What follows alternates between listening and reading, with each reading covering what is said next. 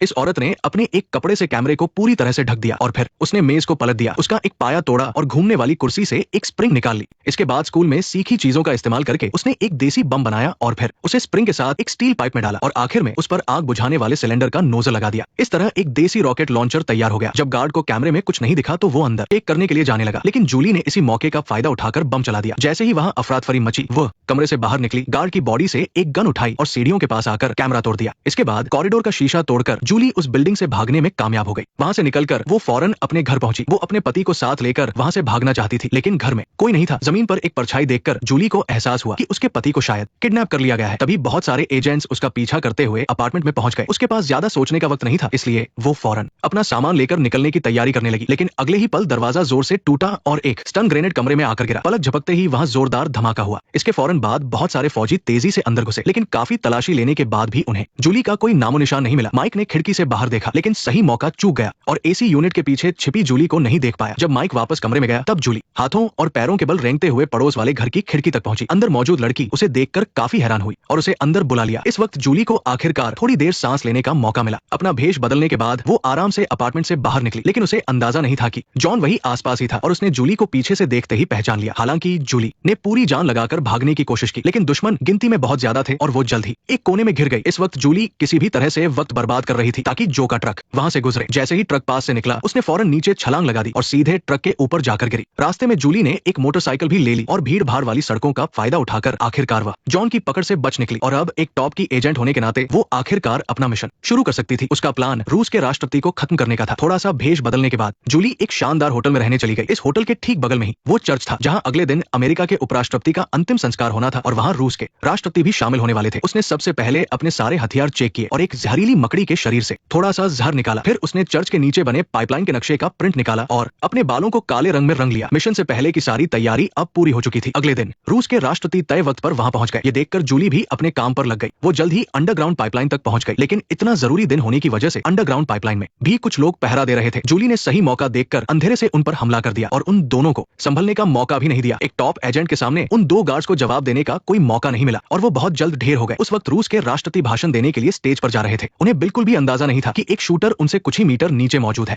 जब पहरा दे रहे गार्ड्स ने काफी देर तक कोई जवाब नहीं दिया तो माइक अपनी टीम लेकर नीचे हालात देखने के लिए निकल पड़ा। इस वक्त तक जूली सर्विस बिल्डिंग में पहुंच चुकी थी। उसने शीशे में दरवाजे के सामने सूट पहने एक आदमी को देखा, लेकिन उसकी वजह से वो आदमी भी चौकन्ना हो गया। उस आदमी ने अपना हाथ गन पर रखा और धीरे धीरे आगे बढ़ने लगा, लेकिन अगले ही पल जूली दरवाजा तोड़कर बाहर निकली। उसने तेजी से आगे बढ़कर उससे उसका हथियार छीन लिया और फिर कोहनी मारकर उस आदमी को दीवार से सटा दिया। फिर एक लात मारकर उसे नीचे गिराया और फौरन जमीन पर पड़ी गन उठा ली। उसने उस आदमी को ढाल बनाकर मदद के लिए आए पुलिस वाले को गोली मार दी और आखिर में एक लात मारकर पहले वाले आदमी को बेहोश कर दिया। इसके बाद जूली ने बिना एक पल भी सोचे एक गोली चलाकर साउंड सिस्टम को खराब कर दिया। पल भर में पूरे चर्च में बहुत तेज और तीखी आवाज गूंजने लगी और भीड़ में घबराहट फैल गई। जूली ने अपना बनाया हुआ बम निकाला और उसे छत पर फेंककर चिपका दिया। ये जगह ठीक उस जगह के नीचे थी जहां ऊपर राष्ट्रपति खड़े थे। जैसे ही जूली ने बम का बटन दबाया और इसी तरह वो जूली के सामने आ गया। प्रेसिडेंट अभी कुछ समझ भी नहीं पाए थे कि जूली ने एक ही गोली में उनका काम तमाम कर दिया। तभी एजेंट सैम भी वहां पहुंच गया। उसे लगा था कि जूली को पकड़ने में उसे काफी मशक्कत करनी पड़ेगी, पर उसने सोचा भी नहीं था कि जूली जरा सा भी विरोध नहीं करेगी। उसने फौरन अपने हथियार फेंक दिए और हाथ ऊपर उठाकर सरेंडर कर दिया। लेकिन जूली का ऐसा करना सिर्फ एक दिखावा था। वो बस इंतजार कर रही थी कि पुलिस उसे कई किलोमीटर दूर ले जाए और जैसे ही मौका मिला उसने हमला कर दिया। उसने फौरन अपने पास बैठे दो गार्ड्स को बेहोश किया और फिर उनसे टेजर गन छीन ली। उसने गाड़ी चला रहे ऑफिसर को शॉक दिया, दरवाजा खोला और अपने पास वाले दोनों लोगों को गाड़ी से बाहर फेंक दिया। इसके बाद सही मौका देखकर उसने टेजर गन से ड्राइवर को शॉक दिया, जिससे उसका पैर बेकाबू होकर सीधे एक्सेलरेटर पर जा पड़ा और गाड़ी ओवरपास की तरफ बढ़ गई। आसपास के लोग मदद के लिए आगे आए और इसी मौके का फायदा उठाकर जूली ने अपनी हथकड़ियां खोल ली। फिर वो बिना पीछे मुड़े वहां से निकल गई। पुलिस से पूरी तरह पीछा छुड़ाने के बाद जूली अपनी ऑर्गेनाइजेशन के बेस पर वापस लौटी। वहां बॉस ने खुद उससे मुलाकात की। मिशन का पहला फेज पूरा करने के बाद अब उन्हें अगले फेज की तैयारी करनी थी, लेकिन उससे पहले बॉस को ये टेस्ट करना था कि जूली ने उन्हें धोखा तो नहीं दिया। पर जूली को जरा भी अंदाजा नहीं था कि उसके लापता पति को खुद बॉस ने किडनैप किया है। अपने पति को बुरी हालत में देखकर भी जूली उसे बचाने के बारे में सोच भी नहीं सकती थी, क्योंकि ऑर्गेनाइजेशन का नियम था कि कोई भी सदस्य प्यार नहीं कर सकता। वे सिर्फ अपनी पहचान छिपाने के लिए इसका इस्तेमाल कर सकते थे। इसलिए जूली सिर्फ बेबस होकर अपने पति को धीरे धीरे पानी में डूबते हुए देख सकती थी। ऐसा नहीं था कि वो विरोध नहीं करना चाहती थी, पर उसके चारों तरफ अनगिनत शूटर्स बंदूक लिए खड़े थे। जूली का दिल टूट चुका था, लेकिन इस वक्त उसे अपने आंसू रोक नहीं पड़े। जब तक कि बॉस का शक जूली पर से पूरी तरह हट नहीं गया, उसने मुस्कुराते हुए जूली का ऑर्गेनाइजेशन में वापस स्वागत किया। बॉस ने बताया कि अब मिशन दूसरे फेज में पहुंच गया है। उनका अगला टारगेट अमेरिका के न्यूक्लियर हथियारों पर कंट्रोल करना है। उसने जूली को एयरपोर्ट पर एक एजेंट से मिलने को कहा, जहां उसे मिशन की पूरी जानकारी मिलने वाली थी। लेकिन अगले ही पल जूली ने शराब की बोतल उठाई और जोर से बॉस के सिर पर दे मारी। इसके बाद उसने टूटे हुए कांच से उसकी गर्दन पर कई वार किए, लेकिन इतने से भी जूली के दिल की नफरत कम नहीं हुई। उसने हथियारों का बक्सा खोला और उसमें से एक पिस्तौल और कई ग्रेनेड निकाल लिए। इसके बाद कचरा फेंकने की तरह उसने एक एक करके ग्रेनेड बेस में अलग अलग जगहों पर फेंक दिए। बेस में मौजूद किसी ने भी नहीं सोचा था कि जूली उन्हें धोखा देगी। उन्हें विरोध करने का मौका भी नहीं मिला और जूली ने एक एक करके सबको खत्म कर दिया। चुपके से हमला करने वाले एक किलर की गोली भी दीवार से टकराकर उसी के सिर में जा लगी। आखिर में बचे हुए लोगों को भी जूली ने बेरहमी से खत्म कर दिया। जब उसे यकीन हो गया कि बेस में कोई जिंदा नहीं बचा है, तब जाकर जूली वहां से निकली। लेकिन उसका मिशन अभी खत्म नहीं हुआ था। उसे बॉस का दिया हुआ मिशन ही पूरा करना था, ताकि उसे ऑर्गेनाइजेशन के प्लान को नाकाम करने का मौका मिल सके। बॉस के बताए हुए पते पर पहुंचकर जूली ये देखकर हैरान रह गई कि उसे लेने आया शख्स कोई और नहीं बल्कि उसके बचपन का दोस्त था, जो ऑर्गेनाइजेशन में उसके काफी करीब था। अपने दोस्त से दोबारा मिलकर जूली का मूड भी काफी अच्छा हो गया।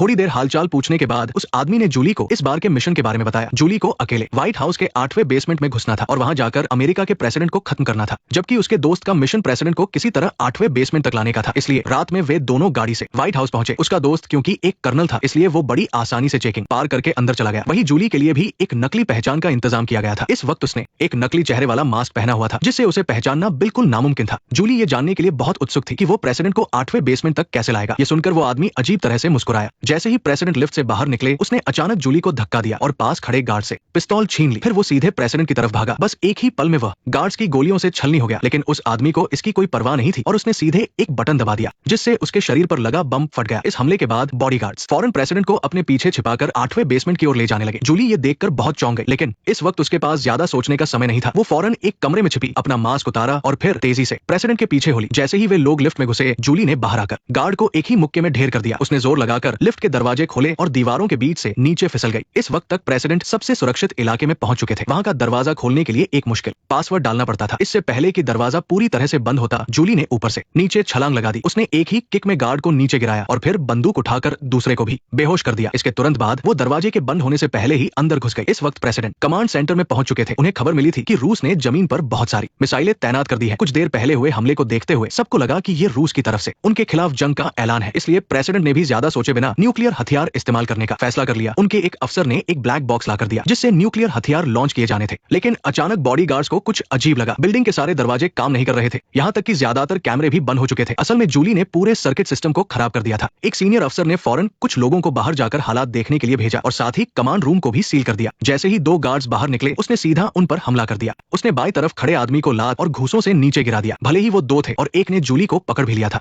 लेकिन जूली को इससे कोई फर्क नहीं पड़ा। उसने तुरंत दोनों को बंदूक से बेहोश कर दिया। उधर प्रेसिडेंट ने ब्लैक बॉक्स का कोड डाल दिया था और परमाणु हथियार एक्टिवेट हो गए थे। ये सब कैमरे में देखकर व्हाइट ने खुद नीचे जाकर जूली को रोकने का फैसला किया, लेकिन तभी उसने अचानक अपने साथी की बंदूक छीन ली और वहां मौजूद प्रेसिडेंट को छोड़कर बाकी सभी लोगों पर गोलियां चला दी। कुछ ही सेकंड में वहां सिर्फ प्रेसिडेंट जिंदा बचा। व्हाइट ने उसे मिसाइल का निशाना बदलने की धमकी दी। प्रेसिडेंट ने ऐसा करने से मना कर दिया तो व्हाइट ने बिना देर किए उन्हें गोली मार दी। गोली की आवाज सुनकर जूली वहां आ गई। लाशें देखकर उसे समझ आ गया कि व्हाइट भी उसी दुश्मन संगठन का जासूस है। व्हाइट ने कंप्यूटर पर मिसाइल का निशाना पूरी दुनिया के अलग अलग देशों पर सेट कर दिया। यही उस संगठन का असली प्लान था। अगर ये परमाणु हमला सफल हुआ तो धरती से 90 लाख लोग पल भर में गायब हो जाएंगे और इसका जिम्मेदार अमेरिका को माना जाएगा। जूली ने नाटक किया कि वो इस प्लान से बहुत खुश है। उसने व्हाइट से दरवाजा खोलने को कहा। व्हाइट उसकी बातों में आ गया और राजी हो गया। लेकिन तभी वहां लगे टीवी पर अचानक रूस के प्रेसिडेंट की खबर आई। पता चला कि प्रेसिडेंट मरे नहीं थे, उन्हें बस एक जहरीली मकड़ी ने काटा था। उस जहर से इंसान सिर्फ लकवाग्रस्त होता है, मरता नहीं है। ये देखते ही व्हाइट समझ गया कि जूली ने संगठन को धोखा दिया है और वो अब